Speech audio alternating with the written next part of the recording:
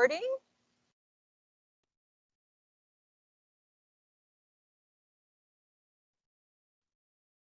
Okay. And for those of you on, welcome. I can't see online, but hopefully Larry or Angela are monitoring the chat tonight.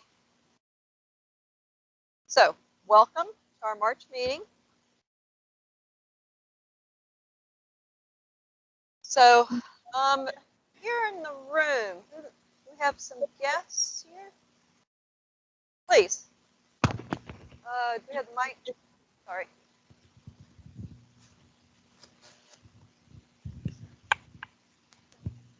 Testing. Stand up. This is Luann's niece, Alex, and her friend, Gunnar. And they're here on spring break from Michigan, and they're sweating to death out here. But turn around so they can see y'all.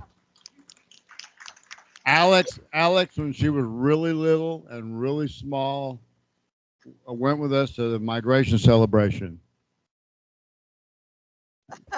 Yeah. But I'll share one other tidbit of information about these two. Both of them are either enlisted or contracted in the armed forces of the United States. Both going to college and get their degree, and then they will start their service. Alex will be in the Army, and Gunnar will be in the Marines. So let's give them a good thank you for your service.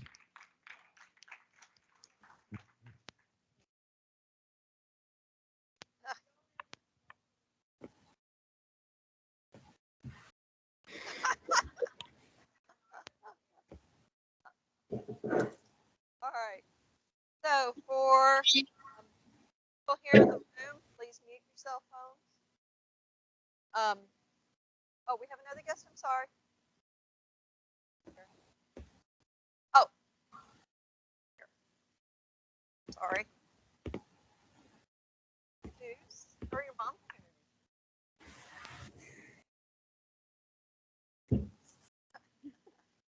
This is Susie Wilson. She's my daughter, and she was signed up for the intern, and she's waiting for the next. Hey!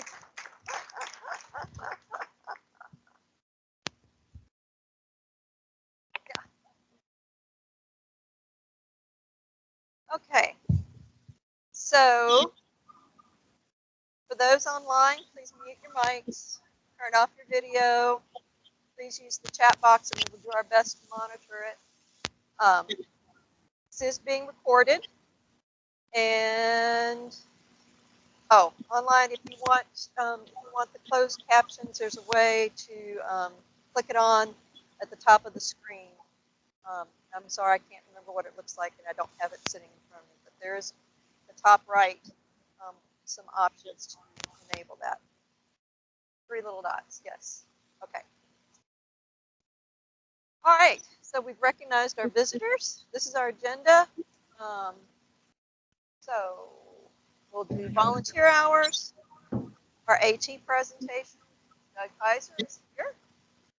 We'll take a quick break, and it will be quick because we want to try to get us out tonight.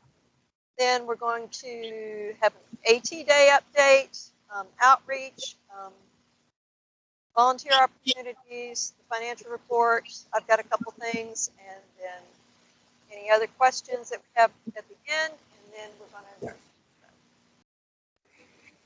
Okay, John. Oh, we are still looking for a secretary. So please, somebody volunteer. Okay. This is the opportunity where we tell you what you're reading. We have no new initial certifications. We have 6 recertifications: Orrin Atkins, Dave Brandis, Amanda Gabbard, Debbie Nance, Jim Nance, and Larry Peterson. And 3 major significant milestones, even though there are bigger, better milestones to get to. So congratulations to Janet Ellis, Luann Salinas, and Mickey Dolfilo, who has her 2,500 hours. So I have a brain teaser, but you can't go on Google to find the answer. Okay, this could go back to the 1920s or earlier and was evolved during World War II. What does GI mean? That's one of the second generation answers. You got to back up another 30 years to get back to the original. I'll tell you at the end of the program. Government. Okay.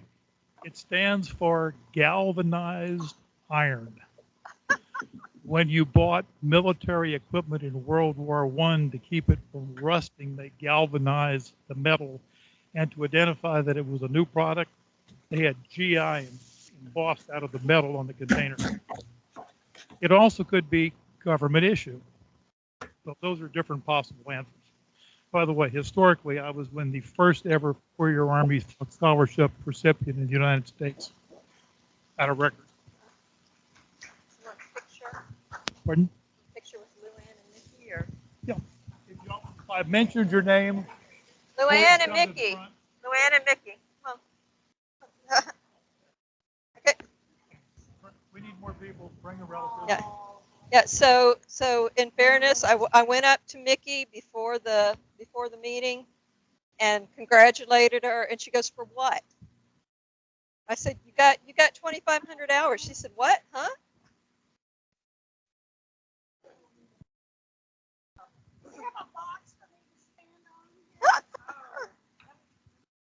No.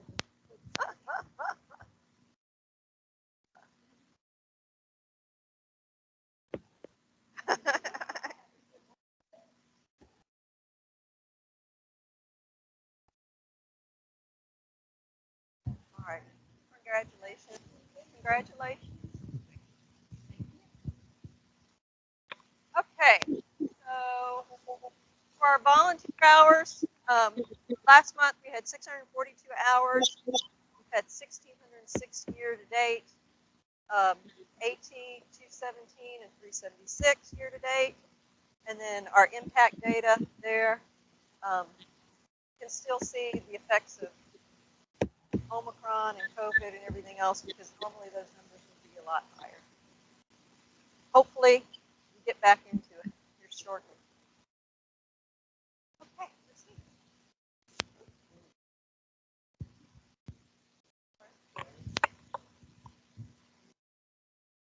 Okay. Good. Oops. So I would like to introduce you to Doug Heiser. He's our speaker for tonight. And I met Doug and his wife, Galen, at the League City Art Gallery. That's a new public initiative there that they have. And I'm sorry. I think it's Kim Richardson.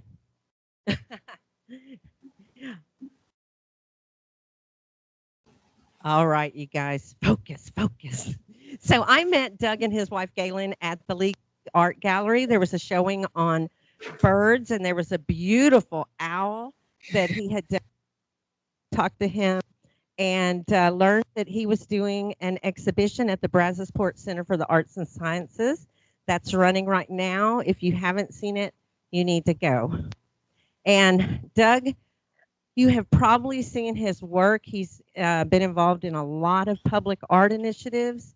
He travels all over the world with his wife, but we're asking him to cover his local focus because he does a lot with conservation with the U.S. Fish and Wildlife Service. He just recently did the mural in the Discovery Center at Brazoria National Wildlife Refuge, and he's also done the 50-foot bird mural Houston Audubon, among many others. So please join me in welcoming Doug Heiser. Can you hear me okay? All right, good. Let me take my jacket off.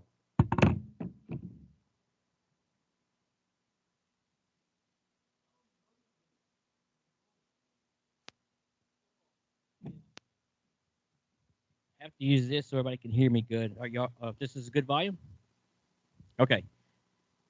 Right in front of you. Okay. So let's get this thing going here. So Art Escape, which is another title for my company, I never use it, but for tax purposes. conservation, inspiration, artistry, research, naturalism, and education. I'm a retired high school art teacher, retired last May, so it hasn't even been a year yet. I still miss the kids, but they paint with me on all my murals, so that's really nice. So just a little section here. My wife, who's not here, that's her on the elephant on the left. We're on those elephants in Nepal, that's the best way to see wildlife in Nepal, because with an elephant you can walk right up to a rhinoceros. I mean, because they're not afraid of the elephant. So that's my wife with her camera. She's a photographer. She does all my reference stuff. Some of my bird art. So here's us around the world messing with animals, which is what we do a lot of. And I know my wife's camera looks like a bazooka. Maybe some of you have cameras like that too. But yeah, we love animals. And when I was in school, I would have animals always in my classroom. I'd have, lemurs or kangaroos or owls. Even now when I do art workshops, I'll bring in the Audubon owls and hawks, the rescue birds, or I'll bring in reptiles, and then people will paint them. All right, so has anybody ever heard of Silent Skies? This is the Silent Skies mural. It's the largest mural in the world. Can you see how long it is? Every single species of bird that is on the International Endangered Species Bird List is on this. And it was painted by Artists for Conservation. So all of us, there's 300 of us that are members of Artists for Conservation, which is an organization out of Vancouver, Canada, and it's international. It's the top 300 wildlife artists in the world. You're juried into the organization, and they assigned each of us birds, 8 by 8. So this, all 670 something birds on it, and it tours. So they can take it down and they show it in China and then somewhere else, and then it goes somewhere else. So this was the grand unveiling in Vancouver in 2019 or 2018. I can't remember which one. But people can still buy little prints of those little 8 by 8 paintings on their website, Artists for Conservation website. So as an Artists for Conservation member, we do so much for conservation art, and I'll get into that a little bit later. But I just want to show you that, and go online and look it up. It's an amazing mural. It's actually, out of the 300 of us, only 166 of us actually painted birds for the mural. Some artists are in Iran or wherever, and this mural. Has anybody seen this mural before? Go to the Houston Audubon Raptor and Education Center in Houston, where they have birds. It's a little nature center, and that's where this mural is. It's 8 foot by 8 foot. It's called the 100 Birds of Texas. It's also T-shirts, and there it is installed. And there's Laka, their ambassador turkey, and I was in her enclosure, and she didn't like it. She was hissing at me. But I also, with my students, for free, volunteer in all the backgrounds in every bird's habitat flight cage. So it would take at least 2 Saturdays to do one background. And so I would have some of my high school students meet me there on a Saturday, and we'd paint. Now this just happened. This was 2 nights ago.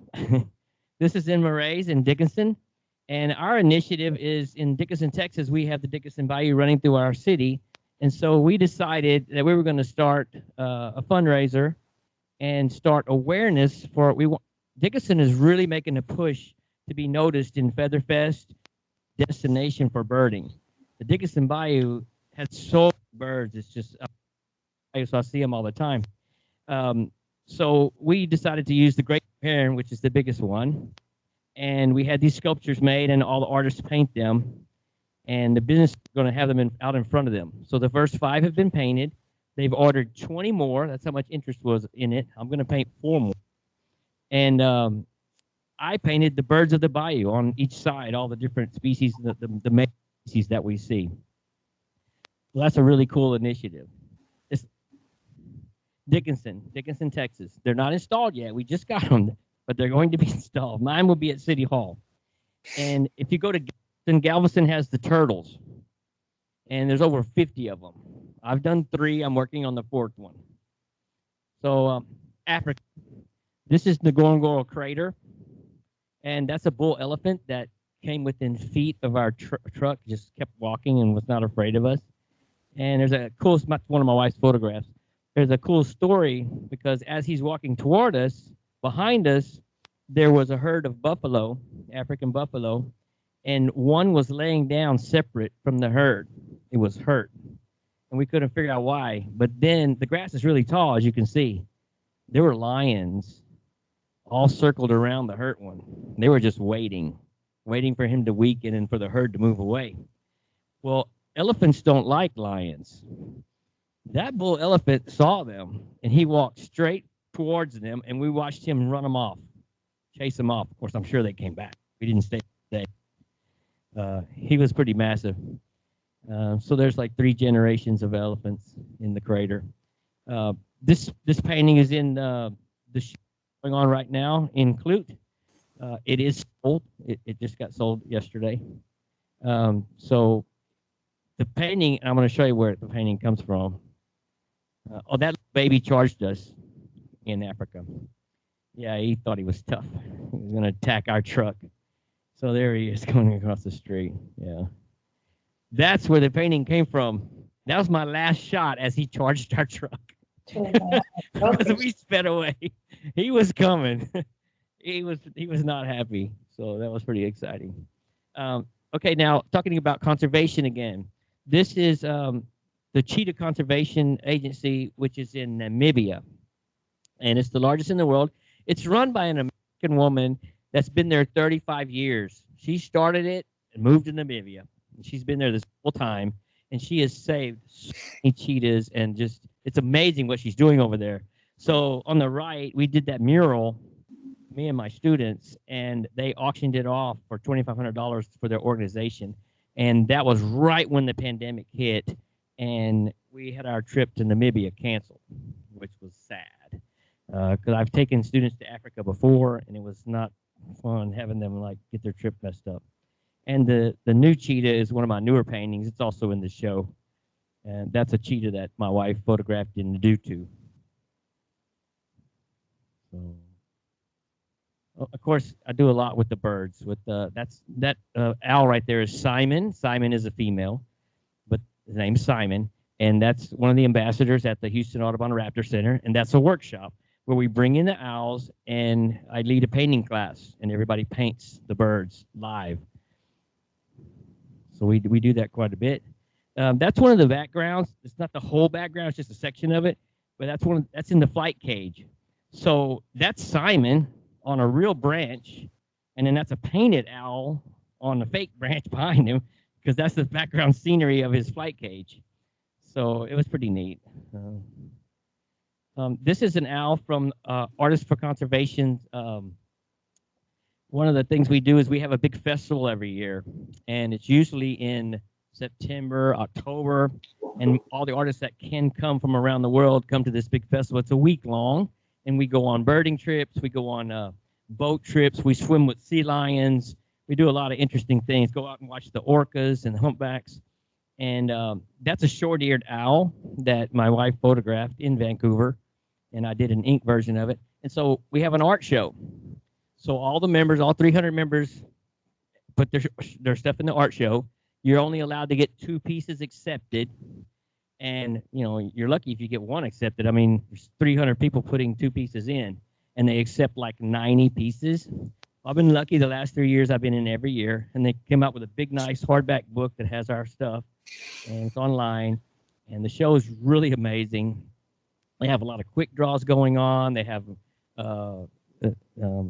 Pacific Northwest totem pole carving, and then music, and it's really cool. And then they have a lot of National Geographic people talking, and speakers and things like that, and camera vendors, and you name it. It's a huge thing. And that bird was my first one that got to travel, because that art show, when it's over, it travels.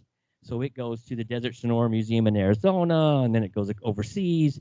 So for a year, you don't get your art back for a year. So it just travels, the whole show. African crown cranes in Kenya. My wife chasing zebras. Yeah, she's not afraid. She's kind of crazy. She's been chased by moose. She just gets too close. Yeah. Oh, that's dangerous. When she's standing on that thing, right? That is. I'm going to tell you where that is. That is. It is. She's taking a picture of an alligator, and she is in Port Aransas. Yeah, and she wanted to get a shot shooting down on the alligator, and I'm like, Caitlin, you're gonna fall in. Yeah. Oh, that's me painting the heron. And there's some herons in the background that were being worked on at the same time. That was on the cover of the Daily News. Oh, my turtles. So the newest turtle is on the right there. You see the lightning whelk on the bottom, the Texas State shell. And the one on the left is in front of the City of Jamaica Beach City Hall. And the one in the middle is at the Sunshine Center, which I'm getting ready to do a mural there of dolphins with a wave on the front of the building. But the newest one is the mermaid and dolphins. And the one I'm getting ready to do, instead of having designs like that, the whole turtle is a coral reef. And there's going to be mahi-mahi swimming on it and all kinds of other fish. And on the front, there's an octopus. So I'm excited about that one. Ground hornbill. Went to Africa 3 times, and on the 4th trip, finally saw African hornbills. They're just, there's so many animals there, but there's so many you don't see. You go and you see somebody else. They've been one time and they've already seen them. Like, I've been there 3 times and haven't seen them. I want to see them. Of course, they're in the Houston Zoo, but it's not the same. Flamingos in Africa taking off. This leopard, she had a cub on top of in Africa, they're called kopjes, Kopje. That is the name of a rock formation that you see the savannah, like in the Lion King. You see the savannah and you see those trees, acacia trees, and then you see a pile of rocks that's sticking up. Well, those things are, miles apart. And, of course, big cats like to get up on them, lions and leopards, and they can see a good distance. And so that's where she had her baby, and she stayed up there on top of those rocks a lot. My wife got a lot of good pictures of her. So that's what they call a buzzard in Africa, which, of course, we don't call buzzards. We call buzzards vultures. But in Africa, they call, like, hawks and things like that buzzards. And it's on top of a dove. We saw it hit it in midair right next to the truck, and it was tearing it up. So I've got a pretty cool picture of that. Vervet monkeys. Bee eaters. I have a painting. Do you remember the bee eater painting? That painting was one of the most difficult paintings I've ever done. I don't think it gets very much credit. It's one of my favorites, but nobody else likes it. I don't know why, but it's watercolor painted on canvas, which is very hard to do. I'm not going to do it anymore. I've only done it like twice. The watercolor just doesn't do well like it does on watercolor paper. It's different, but I used some of that exact picture, but I used that stick. And then I used different pictures of the bee eaters, and that's in the Serengeti. And so, yeah, in Adutu, we came upon 6 lion cubs, and their mothers were nowhere around. And we spent an hour watching them, an hour just watching them roll around and play and do all kinds of things and run all over the place with no moms anywhere in sight. They never showed up. It was crazy.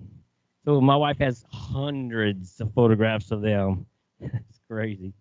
That's a salt flat, and where the giraffes, there was just so many giraffes, and that's where we watched a cheetah run full speed across that sand chasing an impala.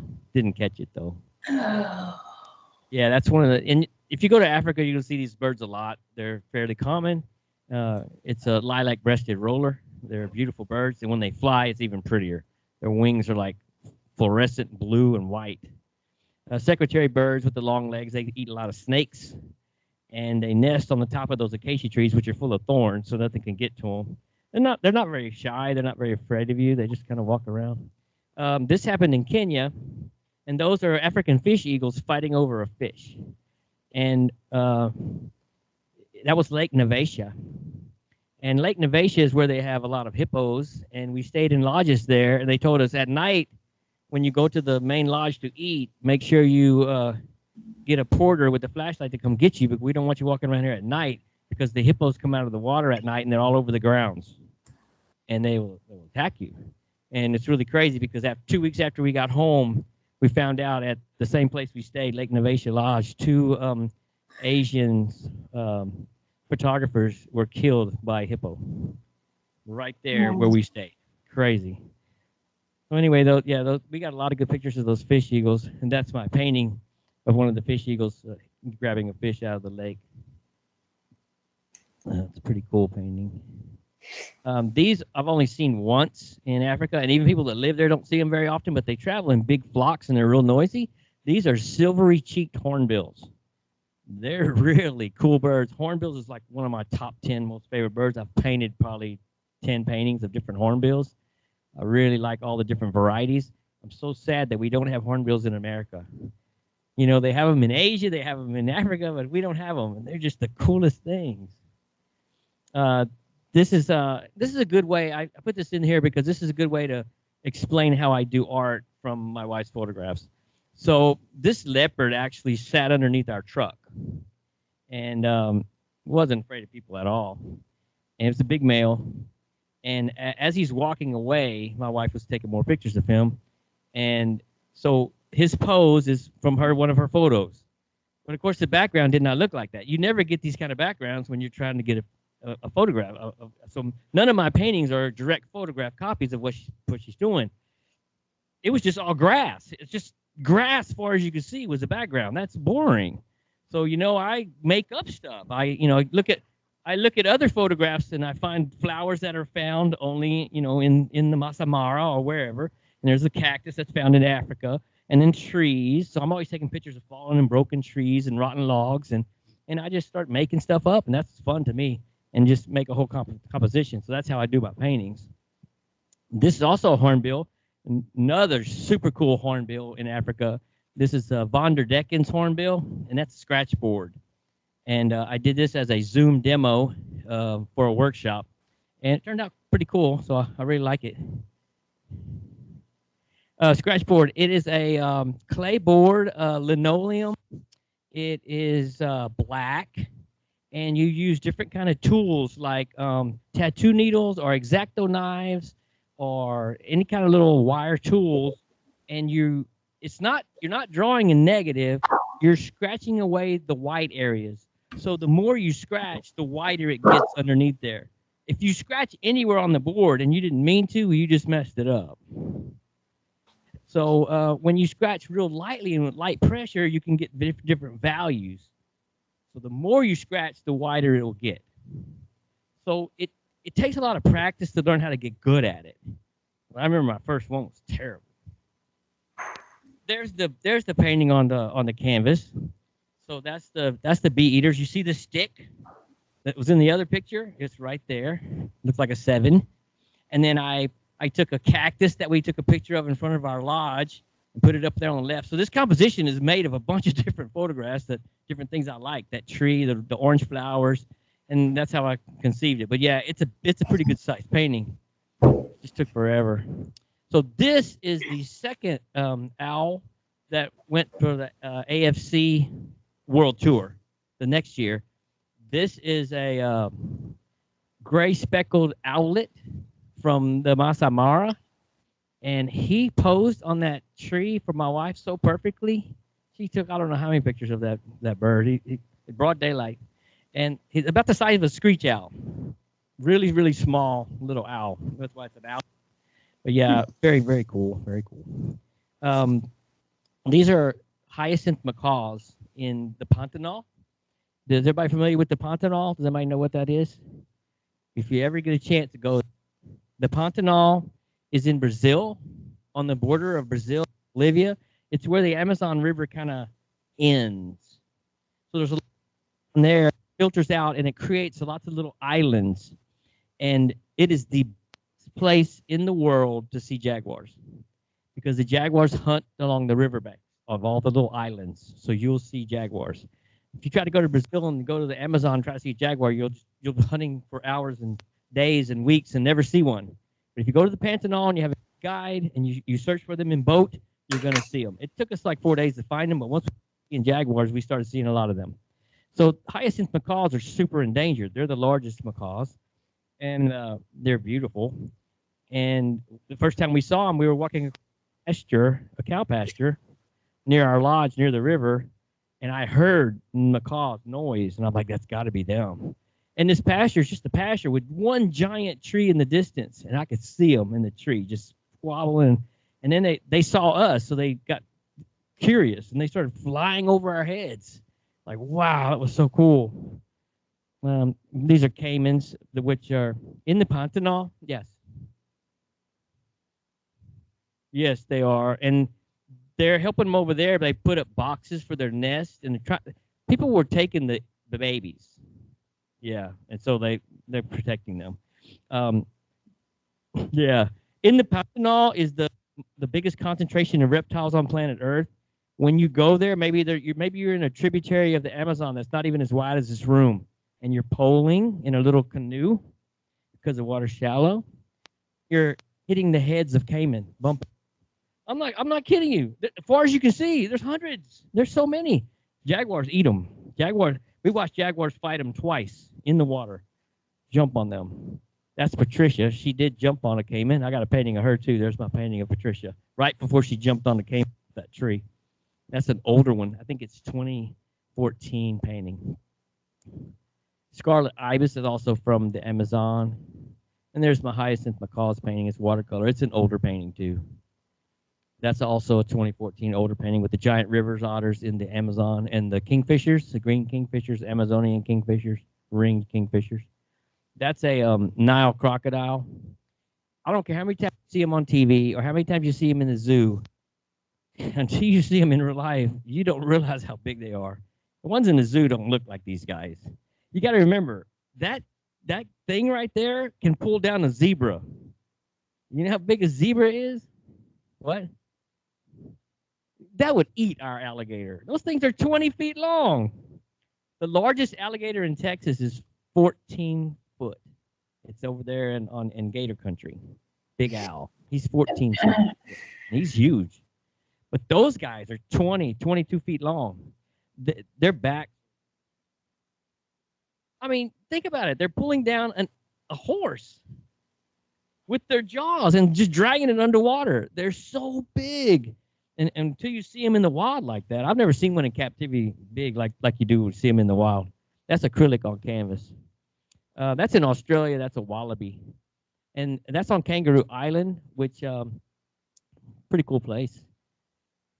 Bats from Australia. Silver gulls from Australia. They're beautiful. Kingfishers. I mean, not kingfisher. Kookaburras. This is my humpback painting that I painted just recently. It sold this week. It's a big painting. Yeah, in the show, barn owl, and the African crown cranes. That's another big crocodile. That's a mugger crocodile. They can get 22 feet. That's in Nepal, and they are dragons.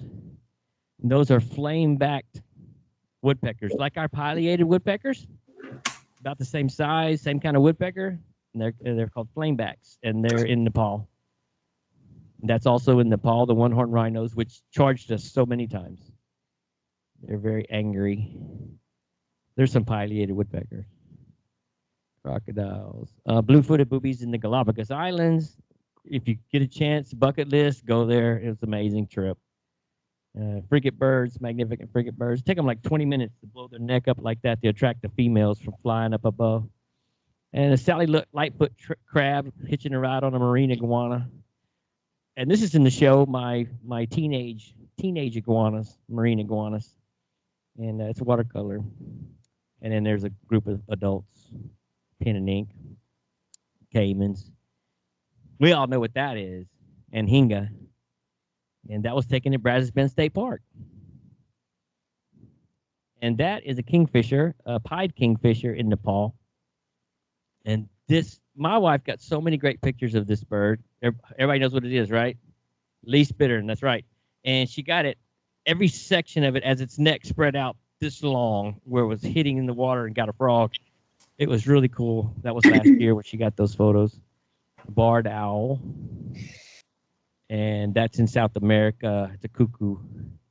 And a hoopoe. That's in Africa. Those are really cool birds, too. That's a little green heron. And the largest owl in Africa has pink eyelids. That's an eagle owl. Saw those many times. They're pretty active in the day. shoebills from Africa. My shoebills painting, an older painting too. So conservation. This is out at Smith Oaks, the Coastal Operations Center by Houston Audubon. That building is like 35 feet high by 50 feet long, something like that. There's 88 birds on it, and you can't really appreciate it unless you get up close to it, because the birds are very detailed. And in the trees, there's painted buntings and scissor-tail flycatchers. You think of it, it's probably in there. You just got to get up close. There's alligators in the marsh, and there's soft-shell turtles, but it's hard to get a good shot unless you go real close to it and actually look at everything. It took us a couple of months to do it on scaffolds and on lifts. As you can see, there's a doorway right there, so you can see how big a person is actually standing there. So the birds are fairly life-sized. Oh, that was in Canada when the chickadees would just come land in my hand. It was the craziest thing.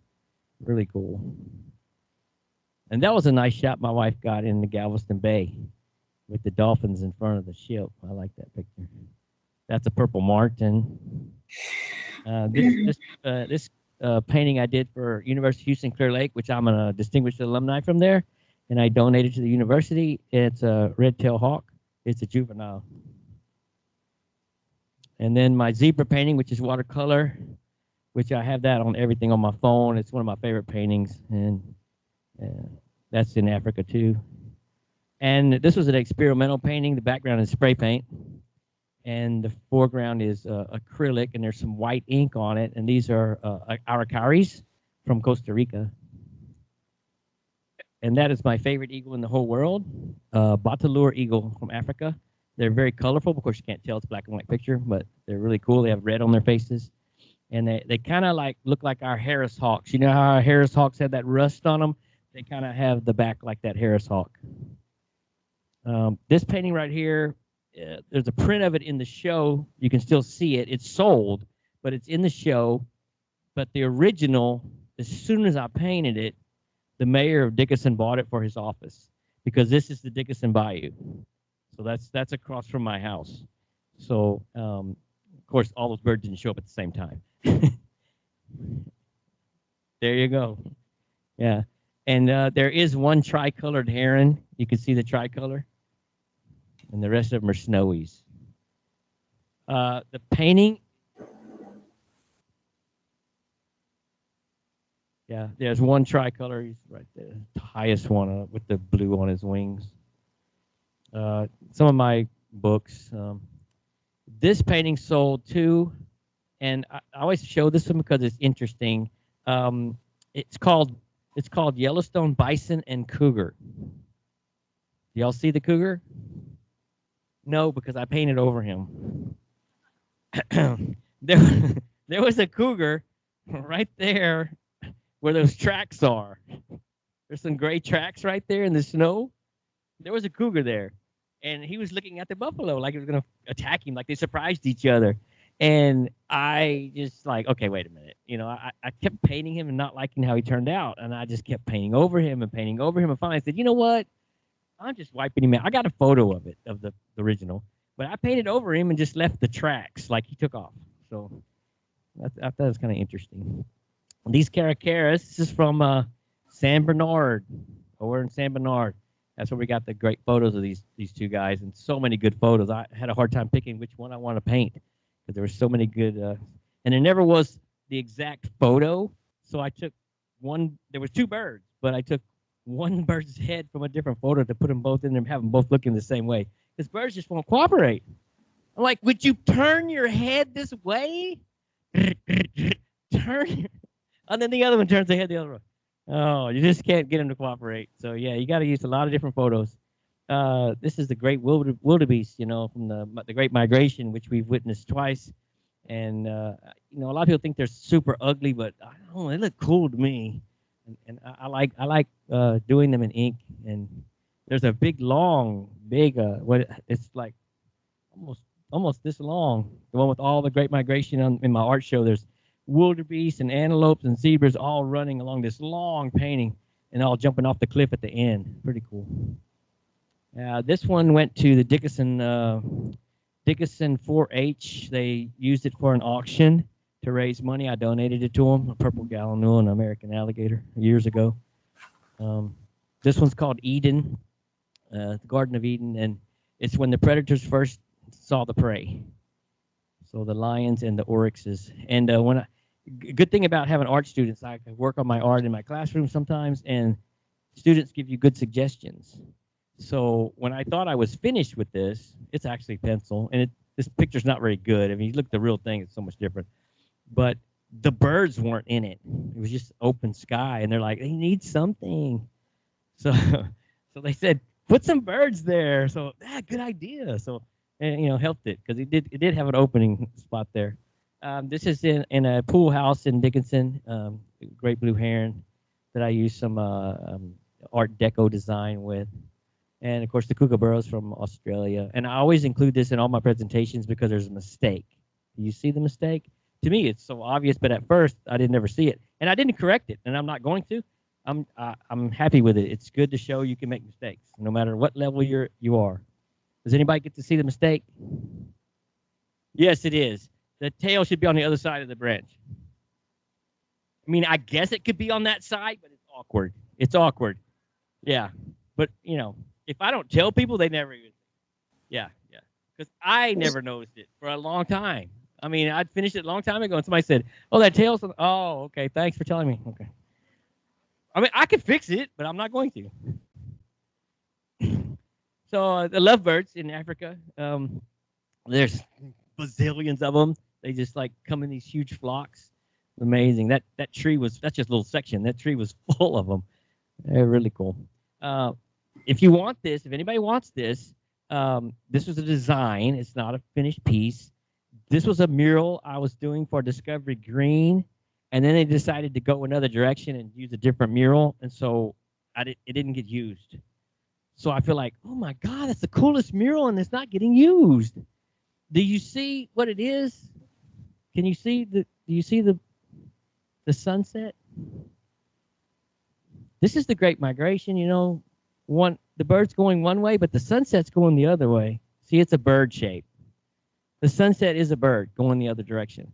I thought that was cool. And they're like, oh, no, we're not going to use it. So I've never been able to put this anywhere. I hope someday maybe somebody wants a mural like this somewhere, and I can do this mural because I really like it. And I did all the species, for the Houston area, all the birds they have. Anyway. This is also scratchboard. It's called Eagles of the Marsh, Snowy Egrets. And the photograph was taken at early in the morning at Brazoria National Wildlife Refuge. And it was a challenge to do with the light coming through with the backlit matter, and to do the scratchboard where it wouldn't go, just get it the different values. I really like that one. That one's in the show too. I'm surprised it hasn't sold.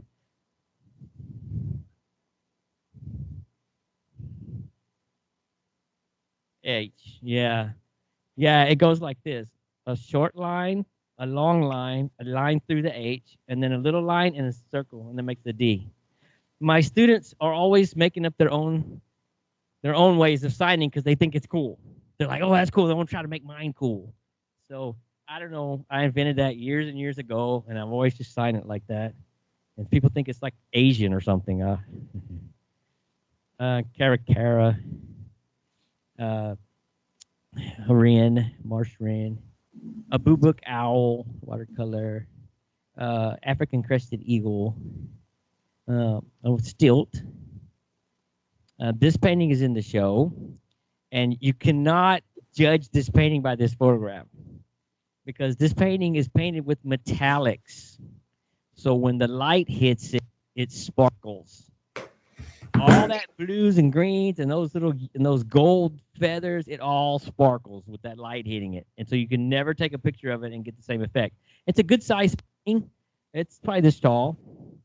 And it is a peacock, but it's not the kind of peacocks you normally see. There's two species of peacocks, and it's not the ones we saw in Nepal, which are like the normal kind. Look at on his head. See how long the feathers are? That's a different species. So we got this photograph in a zoo, actually. Of course, just the peacock. The background didn't look like that in the zoo. So, me making stuff up.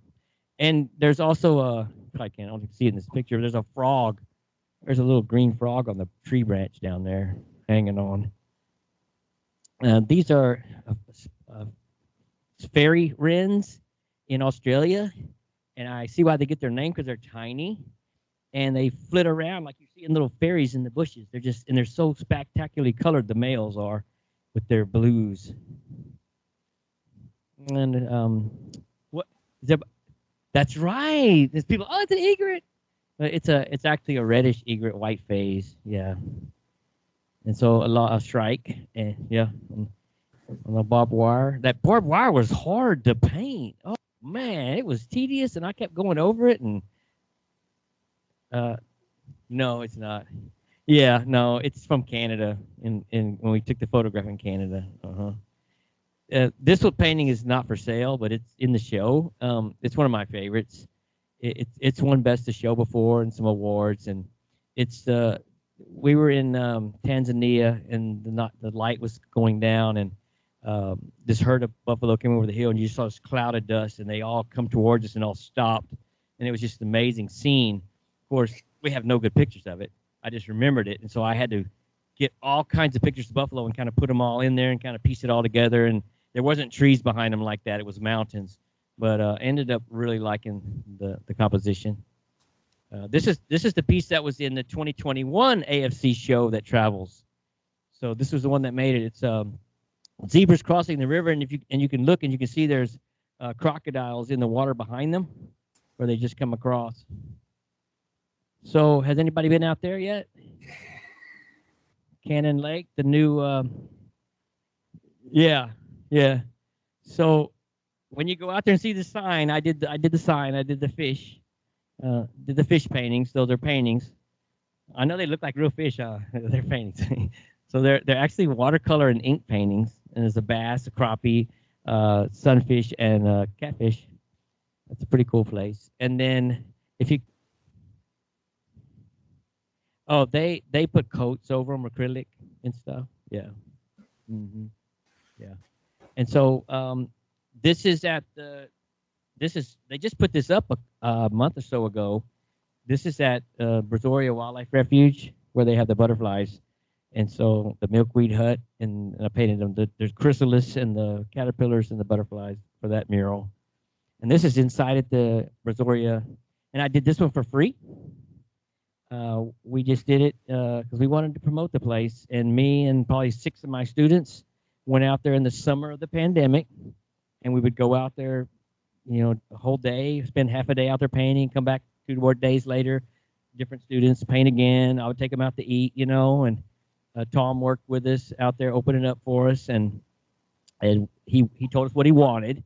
So I have the marsh, and I actually had a tricolored heron flying through there because I thought it would show up better, but he insisted on having a reddish egret, which I've never seen out there. I guess they're out there by the water, by the ocean. I don't know. I never see reddish egrets out there, but he wanted a reddish egret. I said, okay, I wanted the tricolor. I see plenty of tricolors out there. Yeah. Right. And I never go down there. But one of my students, Paula, she's a junior at Texas University. She painted the alligator by herself. She did a great job on it. In person, looks really good. So that was a fun mural for them to do, and they're proud of it. And so when they have field trips from the Angleton and from the surrounding communities that go out there in the education center, they all get to see this mural. Livens up the room. This is a traffic box that's coming soon to League City. So the front has owls on it, side has a pileated woodpecker, the back has shorebirds, and then the side has a kingfisher. So we have a curlew, avocet, and a stilt, and a snipe, and a willet. And then here's the other traffic box coming soon to League City. The front has a spoonbill with the armadillo. The side has a possum with a little coral snake, and then the alligator and the little green heron, and then a common snapper with the tricolored heron on the back. So those should be interesting when I start painting on those. This is the mural coming to the Sunshine Center in Galveston with the dolphins, and it is on 21st Street, 2 blocks off of the seawall. It's where my turtle, the Sunny turtle, is on the other side of the building. So they wanted a mural, and so they're putting in for a grant to have that mural painted out there. That's my mock-up of it. this is a water tank right where you turn into Moody Gardens. It's a brand new water tank. And this is the proposed mural for that. They're also putting in a grant for this. So I've been talking to them for at least 8 months about this. So they've already procured the lift for me, and they've got the paint donated. So they're in the process. So eventually, hopefully, you'll see these three big giant sea turtles on this tank that's just this ugly tank that's sitting there in front of Moody Gardens and liven the thing up. What do you mean, logistics? Yeah, a lift. Like when I did the Audubon, we had a lift out there, and then we had scaffolding so that people could sit on the scaffolding and paint. You had different levels. On wheels, we could move them around. Yeah, yeah. If I can, some places I can project, some places I can't. So if I can't project, I use a grid. So I'll do a grid method. So I'd much rather do projection. Go out there at night and do that, but you can't always do that. And I'll tell you one thing, projection does not work on the sculptures like the heron you saw and the turtles. It distorts it. So you have to draw. If you can't draw, you're in trouble. Because, yeah, it distorts it. But, yeah, it's... has anybody seen the Highway 6 mural in Santa Fe of the 10 feathers? Has anybody seen that mural? It's an Indian on a horse. Okay, that took 2 days, and that is probably the size of that wall right there. But it was on stucco, so it took longer. Something like that, because we don't have to paint the background. I'm saying once we start, if I worked on it every day, no more than 2 weeks. If you got good weather and you can work on it every day and you have a good crew, you could knock it out in a week. The Audubon one took like 2.5 months. I didn't work on it every day. It was 2 hours away from me. And for me to get those kids from Houston out there, how many people can show up? Here's 5 kids, or here's 15 one day, or here's 2. Some days it was just me and one person. So you go out there when you can. I'd work on it every 3 days or something. When you had a big crew, you got a lot done. Yeah, if you had 15 people every day, you could do it in a week.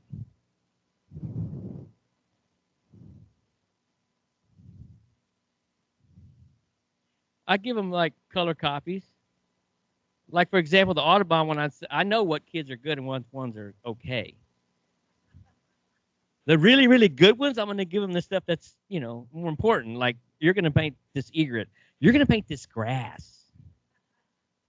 You're going to paint the tree. You're going to paint water, things like that. So, the turtles, these turtles are gigantic. I mean, you think about how big that tank is. I mean, that big turtle's eyes probably, they're gigantic. But if you have a piece of paper, you just tape it up there, and you just look at the color. You're just painting. The acrylic paint dries really fast.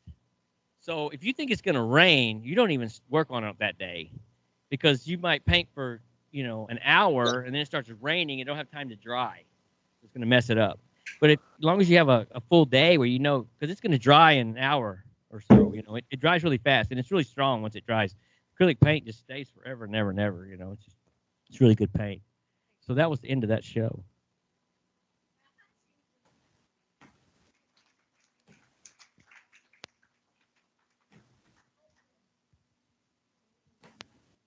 March 19th, I think I take it down. March 19th. So for those online, the question was, when is the show over? March 19th, yeah. Yes, the Center for the Arts include. Yes. It's like a polyresin type stuff. No. Somebody broke a fin off of one, not one of mine, but one on the Strand. Some kids hanging on it or something.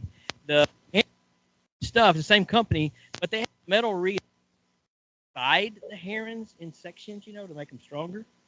Yeah. And so the question was, what are the turtles made out of? Yeah. My website is dougheiser.com. If you go on there, you can see tons of art, and you'll see more murals, and you'll see more sculptures, because I've done an 8-foot mermaid in San Marcos. I've done a boot in Wimberley. Of course, the rodeo has a boot too. So there's more stuff out there. There's a mural map, the Houston mural map. You can probably go find a bunch of my murals around the area in different towns. And I'm doing one in Brenham in October. I don't know. I just try to stay busy.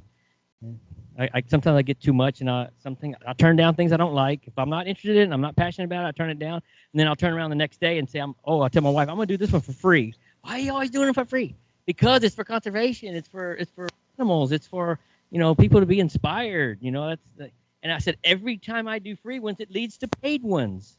It does every time because those people come see it and they want something. And I know some. Yeah, I know somebody saw the ones in at the Raptor Center, just the background paintings for all the different birds. There's like 5 or 6 of them, and every one of them's different. And they saw him and they said, "Give me his number. I want to talk to him. I want him to do a room in my house." Okay, so hey, led to a paying gig, and I did his whole room in the Jungle Book. Yeah, with Mowgli and Shere Khan and the orangutan, everything. It's like in the rainforest, and it had like frogs flying and waterfalls. It was for kids. Yeah, it was a kid's room to do the. Yeah, he wanted it. The whole room is a jungle. It's cool. The vines hanging, and it's very cool. You want to see one in his room? So, Doug, of the different locations around Brazoria County, what's your favorite location to see wildlife? Wow, that's hard because I like San Bernard for some reasons. I like the Bobcat Trail, and I like Brazoria Wildlife Refuge because it's the closest one to my house. and I like it out there. I like walking in those woods when migration because you see a lot of different birds in those woods. But photography is really good on those lakes right there. Anahuac, Anahuac's great. Anahuac and Brazoria, to me, when I guide birding trips, I try to incorporate Anahuac, Brazoria, San Bernard all in one day. I try to hit all 3 of those in one day. Yeah, it is. But when you're taking people birding and they're not from here, some of the crazy stuff that how it is. That's what I'm talking about. So I'm on my way to. I was on my way to Brazos Bend. I had a weekend trip with these Chinese men, and they all had these fancy cameras with the tripods, and I picked them up in the Texas City area, and we started heading out on 2004, and there's a dead armadillo with black vultures all around it, and they're like, "What?" They never seen black vultures, so oh my god, they pulled the tripods out on the side of the highway. Man, they're getting the armadillo and the black vultures. And they were so excited. Like, man, you're the good guide. I'm like, yeah, I know, right?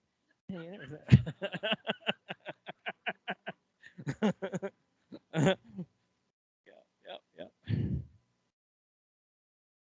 So any more questions? Yeah. No, I did not. I know about them. I know about them. Seabrook pelicans. Yeah, but no pairs, no pairs. I remember when they were doing that, but I just get so busy sometimes. I like the turtles. The first turtle I got to do, I didn't apply for it. I didn't put my name in. I didn't send in templates, nothing. Something happened. Some lady had started the turtle and she got sick and couldn't do it. And they found out about me and called me. Can you finish this turtle? She had drawn some things on it. It was barely started. And this is kind of her design. So the first turtle, Sunny, it's not really what I would have done. I'm working off somebody else's design. I could add a few things. So I changed the sun and stuff like that. But that turtle was not really what my total creation because it was her idea. So I finished it. But then once I finished it, we want you to do another one. So that's how I got the Jamaica Beach one. And after I did that one, somebody else wants you to do another one. So then I did the Point West. And now I'm doing the Sea Isle one. And then the heron, same thing. When we unveiled the herons, the other, all the people want one, but they're all like, we want you to do it. So then doing 4 herons. It is. Yes, it's it's Destination Dickinson.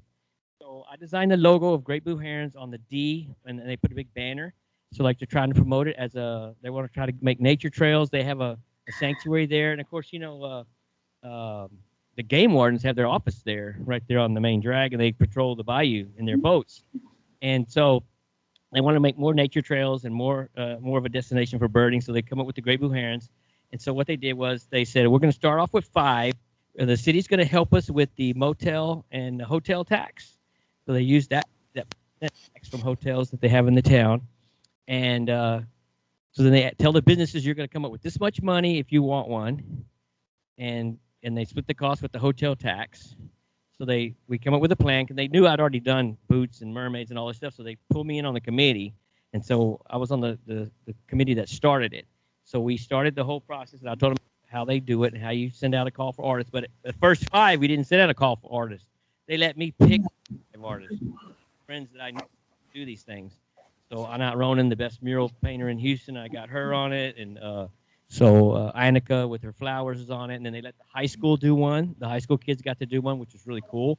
Then you're going to let the high school kids do another one. That's awesome to get them incorporated in that.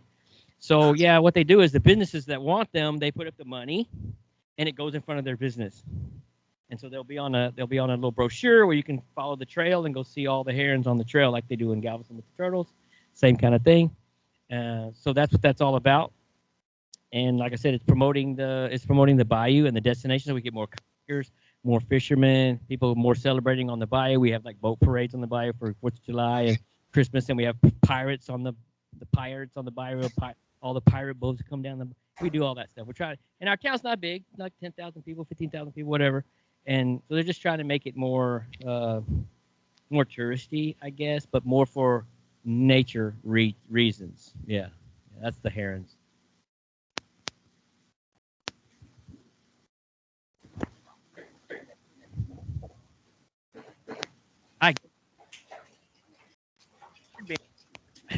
If they would need a mural, I would be happy to go do one for them.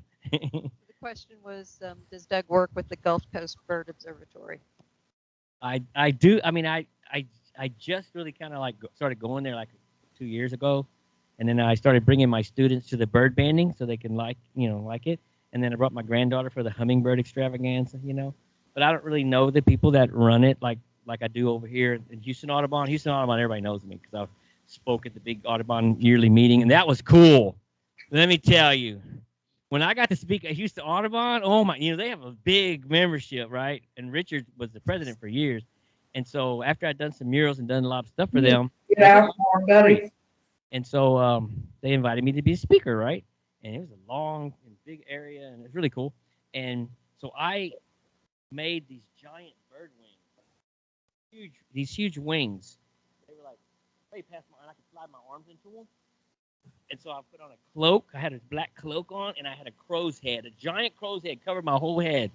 And so I had my high school students. They always help me at my presentations, So I had Abby running my slideshow, and I had Amirani running the music, and they're all like doing all this stuff, right? We had this light show with all these light stuff. So when people came in, I was like behind like this closet thing over here. So they didn't see me. So everybody ready? They said, we're announcing Doug Heiser, right? So then Abby turns on the slideshow, and they turn on the lights, and they had this music playing. This powerful music going crazy, and all these laser lights everywhere. We're like, what the heck is going on? And so then I came out, and I came out like this, and it's real dark. They couldn't really see me good. And I squatted down like this, all the way down. And so that right when the music started rising and rising, I had a time. And I stood up, and I just opened and I was the bird, and they were like, what? It was cool, and then I took all the stuff off. High school, I taught, I started my career, I started my career as a mailman. For 26 years, I worked for the Postal Service. Retired in 2000, and I had my college art degree at that time, and so I went into teaching. My first job was in Hitchcock Bulldogs. I was the football coach there. I only lost 2 games in all the time I was there. And so I was a good football coach. Also, after Hitchcock, I went to Clearbrook High School in CCISD. A little bit, I went to Creekside, where my wife is. I coached football there, but then I went to Clearbrook High School and taught art and there and girls golf and track. And so was there for 3 years, and then I left teaching, and I went to the see if I can say this, the Convention and Visitors Bureau of Clear Lake, which is a tourism organization, a visitors bureau. So I only worked 4 days a week, and I had my own little office right there in Kemah, and I guided people on kayak tours. You know, I took them to Space Center Houston. I went to Moody Gardens on all these fam tours, and I got in free everywhere, like to the Flight Museum and go to the Wings Over Houston and all this stuff. So I was like a tourist person, degree in tourism, but it was a great job, and I worked with. I did that for a year, and I loved it because it was like I said, 4 days a week, sometimes on weekends, but it was just so cool of a job. And I got to meet people from all over the world, and everybody's happy because everybody's on vacation when they're coming to visitor bureau. So everybody's happy. You take them to see all these cool things. And from there, I got a call from a little charter school, and they wanted me to write their art curriculum because they had never had art in their existence at the school. And their top class, they didn't even have seniors yet. They've been in business for like 10 years or whatever. And now they had juniors that needed a fine arts degree. And so they needed art. They never had school. Those kids never had art, which is sad. And so they said, can you write the curriculum? We'll pay you this summer to write the curriculum. So I wrote the curriculum from 6th grade to 12th grade. And then they said after that, after they paid me for that, they said, well, would you like to implement it? I'm like, dude, I love my job. I got this great job over here, you know? And I went home and thought about it, and I did miss teaching. I did miss art. And I decided to go back and work teaching again. And so I started teaching there in 2010, and I retired from them in May, 11 years. And I took that program from, we went to VASE competition, Visual Arts Classic Event, which is UIL.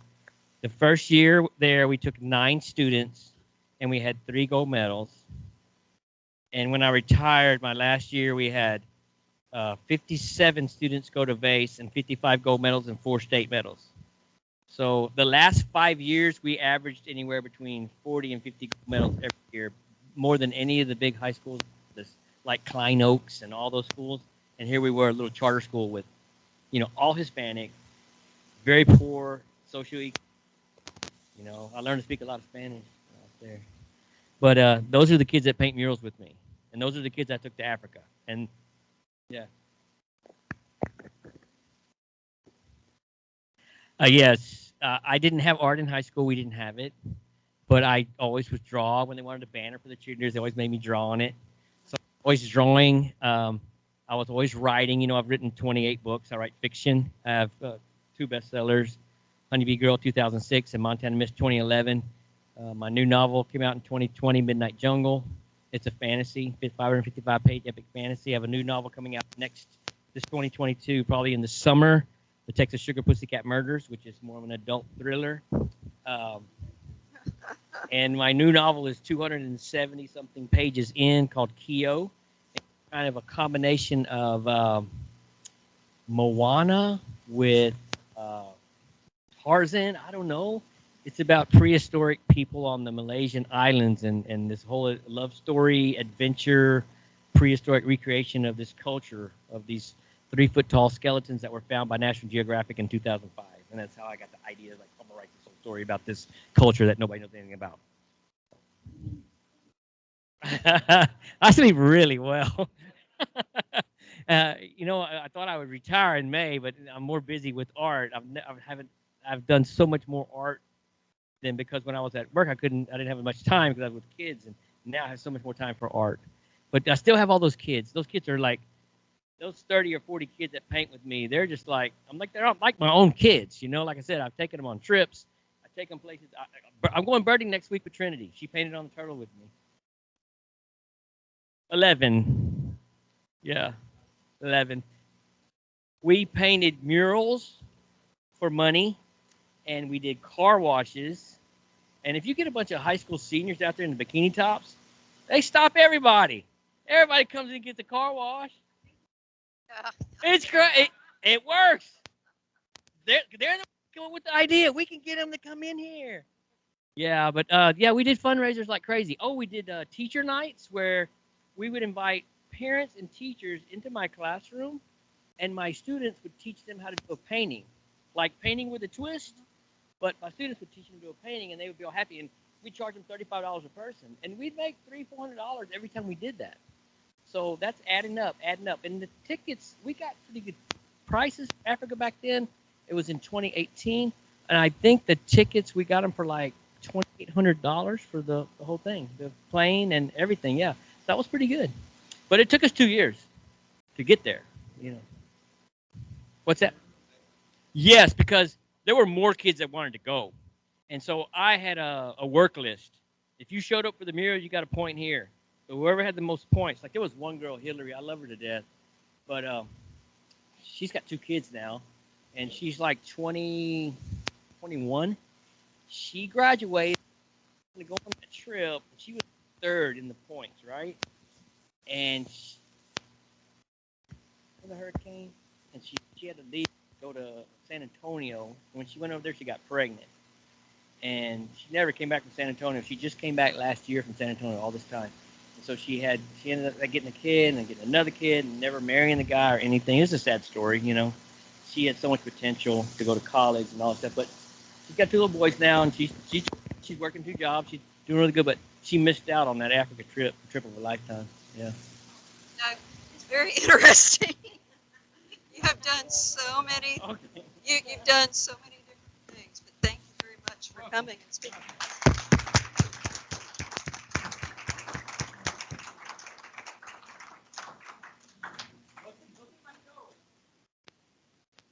How long is the show there?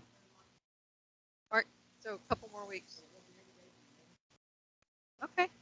All right.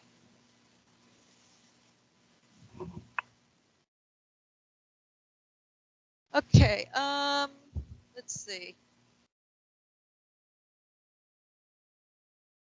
Get our presentation up. I want to say it's a quick break time. Rose, do you want to? Okay. Okay. So Rose is thanking people for bringing snacks tonight, and I think she also will be looking for volunteers for the next meeting.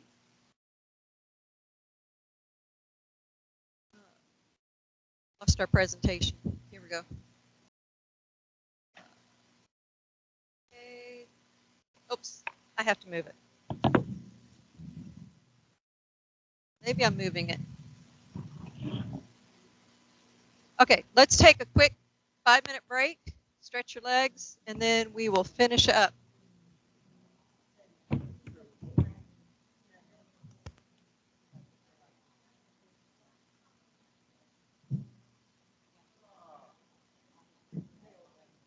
Thanks for coming to the LAB meeting. Hope you make more of them.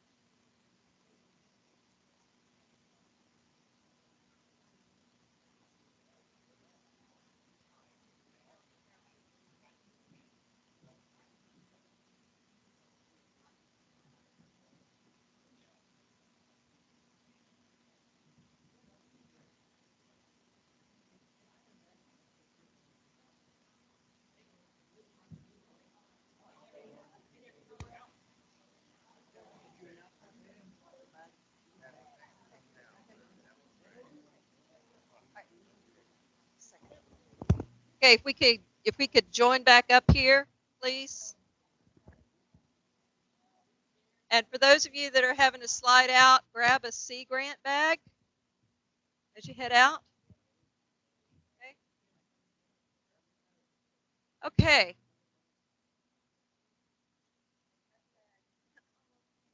Thanks for coming. Okay. If we could grab the lights, please. Okay, I lost Christine. There's Christine.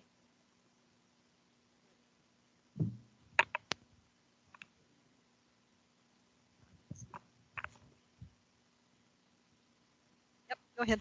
All right, everybody, just real quickly, I want to remind you that we are having our 5th annual Advanced Training Day. You can get 5 hours of advanced training all in one day, and it is going to be all virtual again this year. If you haven't registered, please be sure and do that. Free to our members and their guests. Outside the chapter, other chapters, it'll be $10 a person. But this year, our theme is animal behavior, and we've got some great speakers lined up. We're going to learn about blue crab migration, Portuguese man of war, fish behavior, any fin is possible. I can tell we're going to like that one because you know how much we love puns. Spider behavior, why they do what they do, and the social interaction of garter snakes. And that's going to be come and go as you like, so you can drop in on the ones that interest you. Check your email, or can they sign up from the website? I think there was but we can also resend that original email. Okay, we'll send the email out again with the registration link. That's it. Thank you, you guys. That's March 19th from 9 to 3:30. Okay, thank you, Christine.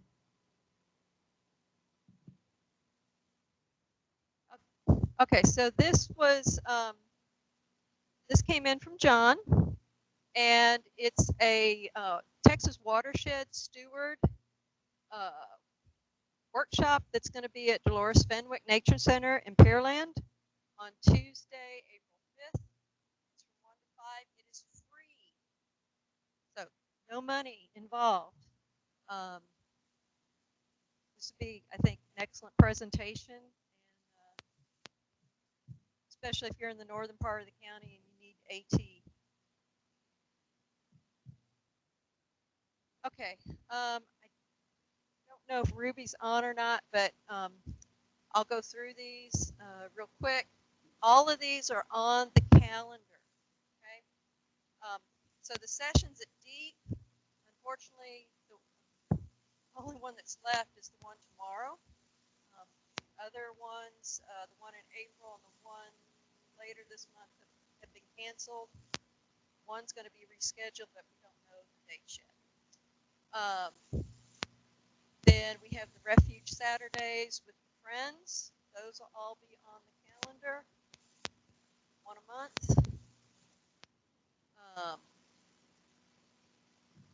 We participating in the Wings Over Surfside, April 9th, the Sea Center Nature Day, and then please sign up for the Spring Fling down at Quintana. And again, all of these are on the calendar on the website.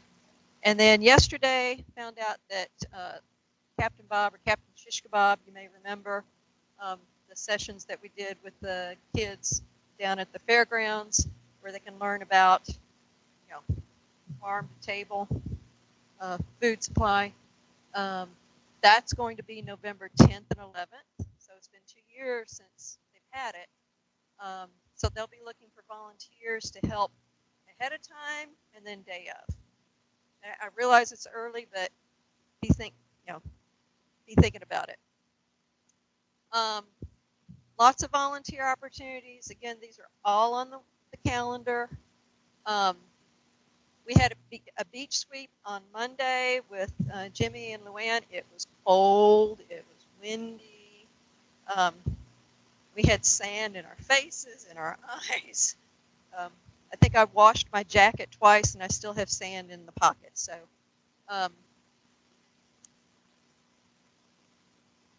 then there'll be trail maintenance before the Refuge Saturday, so all those are on there as well.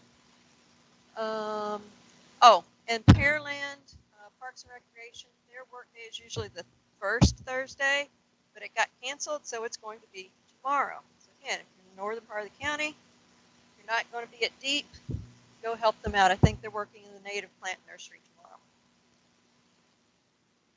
Okay.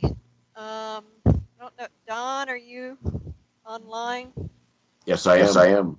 Okay, it's all yours. Thank you. Thank you. I think there's an echo in here for some reason. Are you hearing an echo? Or just me? No, I think you sound fine on this end. Okay. Okay. You can see our opening balance is $11,409.53. Revenue of $1,803.98. About $700, about $750 of that was dues, and $1,000 was a donation in kind from Mike Mullins through his previous company. Those of you that are retired from some of these various corporations, you might check with your HR department to see if you can do hours, donations, if you will, and get cash grants. Mike got two $500 grants, so that was quite helpful. And expenses, as you can see, was $1,095. That most of that turned out to be the state textbooks that we ordered for the intern classes for this year, and so that was about $772. Unfortunately, they're not cheap. And then we had some telecommunications equipment that was needed for the intern class, and also hopefully is being used in the auditorium as we speak now. And also we had to reimburse one of our interns when the class was canceled. The $155 that they had paid was reimbursed to them. So that was pretty much what made up the $1,095.17. Ending balance of $12,118.34. Thanks everybody for your continued with your dues. Those of you that haven't paid yet, please do so. If you can't remember whether you paid, just send me an email and I can remind you if you paid or not. If there's any questions, let me know. Okay, that's it. Thanks. Thanks, Don. And that is the February, not the January treasurer's report. That's what happens when you put it together in the middle of the night. You have your glasses instead of your contacts in. Okay, well, it worked out. I did not have any glasses of wine when I was doing this. So. Well, go have a second or third glass. It all straightens out after that. Okay, so just a few little odds and ends. So the board did not have a board meeting this month. We had planning retreat, and so we talked about several things, mainly intern training, growing the intern classes. You know, unfortunately, we had to cancel our spring intern class because we didn't have enough people. So we'll share some of those things with you over the next few months. But one of the things we talked about, and thank you, Dave Brandis. I'm not sure if he's on or not, but he worked us through a lot of brainstorming and evaluating different suggestions. And one of the things we realized is that some of the best recruiting efforts are word of mouth and us inviting our friends, family, people that we strike up a conversation with. Okay, those interactions bring people in. Okay, and wear your Master Naturalist gear. You get people asking, what's that on your shirt? What does that mean? What group is that? So, the state conference is going to be here. state conference is going to be here in October. It was canceled 2 years ago, and the state is coming back. They're making use of those contracts again, so that's why it's going to be here. They'll be here in Houston at the Omni in October. Christine and I are going to go to a meeting with the folks from state, and some of the other presidents are going to meet on the 21st down at the Omni. So they're going to be asking us soon for suggestions on speakers or field trips. So if you've got a favorite place, or you've got somebody that you've heard of, think would be a great speaker, let us know. Okay.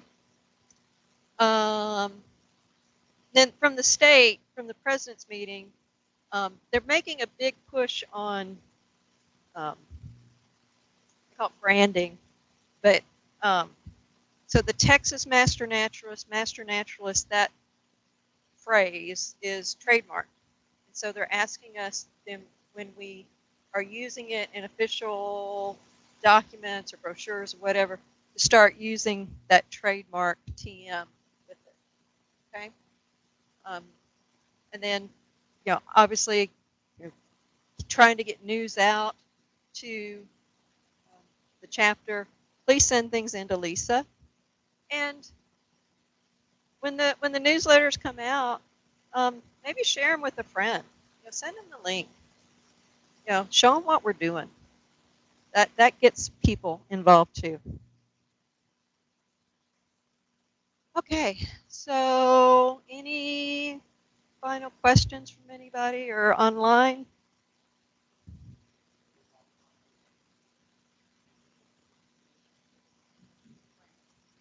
Sure.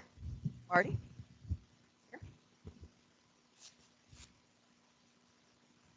Okay, is this on? Yes. I cannot not do this. So I'm going to thank everybody that's already bought a ticket to the fundraiser. It's on Easter weekend on Saturday the 16th. It's going to be a takeout drive-by at McLean Park in Lake Jackson, and we're going to do the same traditional roast pork dinner. How many people in here have tickets for sale? Mickey? Dick? Do what now? I'm sorry, this is the Friends of Brazoria Wildlife Refuges. And this is we normally do this fundraising for Migration Celebration, which we intended to do this year. But Fish and Wildlife is still under COVID restrictions, and they would not allow us to get more than 50 people together in one location. So the result is we're going to do those Refuge Saturday open houses that you saw up there at different trails that we have around the Brazoria and San Bernardino National Wildlife Refuge. And we think people will come and go, and we will keep the numbers below 50 and meet the requirements. But this is our annual fundraiser to help pay for a lot of expenses in putting these things together. We've got a limit of 300 meals, so we're getting close. So we would appreciate everybody's support. Mickey, do you have any tickets left? Okay. Or Dick, you got any tickets left? Okay, the other thing we're going to do, we know there's a lot of people from northern Brazoria County, Alvin and Pearland and that kind of stuff. And it's a little bit of a stretch to come all the way down to Lake Jackson. But we're going to have an arrangement to take meals to some place that Dick is going to determine, Camp Mohawk maybe, or something like this. So if you buy a ticket and get a meal, we'll get it up to you on that Saturday hot. You can come pick it up at a certain arranged time, probably around noon or 12:30. So just because you're from Northern County, it doesn't mean you can't have a nice meal and also help donate for the cause.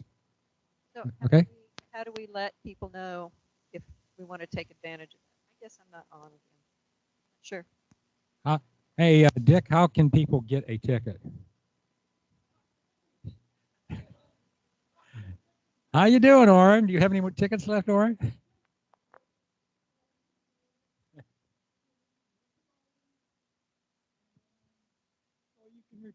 So you can reply to that email.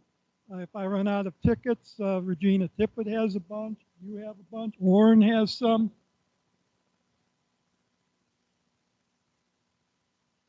That's a heck of a deal. That's a heck of a deal. See Orrin after you see me. But when I run out, Orrin can get them. But I think we'll probably have the Northern County picked up at Camp Mohawk. And they have picnic tables there. They have pavilions. You might be able to just enjoy the trails around Camp Mohawk that day also, if it's a nice day. So, but anyhow, there was an email sent out. There's information on the Migration Celebration website. There's an event posted. There will be an event posted on the Facebook page. There's information on the Friends website, the Friends Facebook page. I got stuff out there all over the place. So, but we'll put out some more information on mass emails so you can reply to me, or if you know Orrin, Mickey, give them a holler. They would be more than happy to sell you an awesome meal ticket. Talk about what?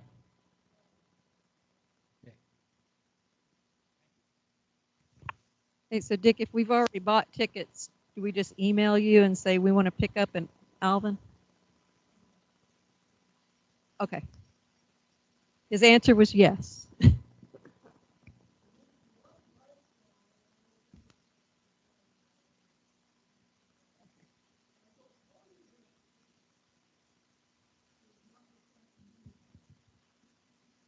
Except let you know. Okay. Okay. Okay. So it is 8:35. We'll call it an hour for AT. Yeah, and then a half hour VT, and no other business, call for adjourn. All right, so thank you all for coming. Thanks for staying online with us. There's more food over there.